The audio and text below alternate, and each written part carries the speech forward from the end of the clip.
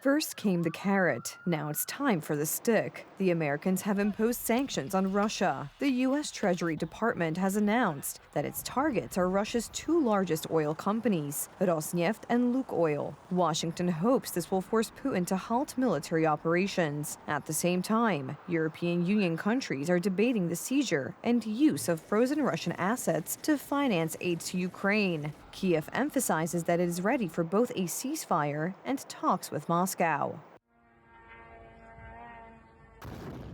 This is the moment a Russian drone strikes a kindergarten in Kharkiv. And this is a few moments after the attack. There are no military facilities within a radius of many kilometers. This is the city center. The Russians know exactly where they are targeting. What kind of ceasefire can we talk about when people are simply being killed? It's just impossible. The Russians are relentless, both on land and in the air. During the day, they attempt to break through the front lines, and at night, they terrorize the whole of Ukraine. Despite this, Kiev wants negotiations with Moscow, as do the Americans. Putin, however, remains adamant, hence the balance between diplomacy and confrontation. Now is the time to strike. Today is a very big day in terms of what we're doing. Look, these are tremendous sanctions. These are very big. Those are against their two big oil companies, and we hope that they won't be on for long. We hope that the war will be settled. We just answered having to do with the various forms of missiles and everything else that we're looking at, but we don't think that's going to be necessary. Washington has imposed sanctions on Rosneft and Lukoil, two oil companies that are key to the Kremlin. This includes freezing assets in the U.S., banning the purchase of oil from these companies, and threatening to impose sanctions on countries that trade with them. Suffice it to say that Rosneft alone accounts for half of Russia's oil production.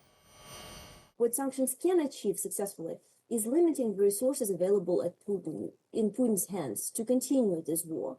Much of the revenues of the budget are being used to fund Russia's military-industrial complex. The White House also denied reports in the American media that Kiev had been given permission to purchase and use American long-range missiles. The Secretary of State emphasized that the administration still hopes to reach an agreement with the Kremlin. We'd still like to meet with the Russians. We still want to, and I think I had a good call with Foreign Minister Lavrov, and we'll follow up on that. We're always going to be interested in engaging if there's an opportunity to achieve peace.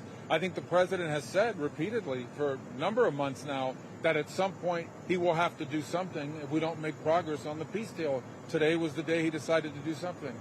And to come to the table. Trump has the full support of NATO. It is no coincidence that the Secretary General appeared at the White House today. Today we particularly focus on how can we end the war.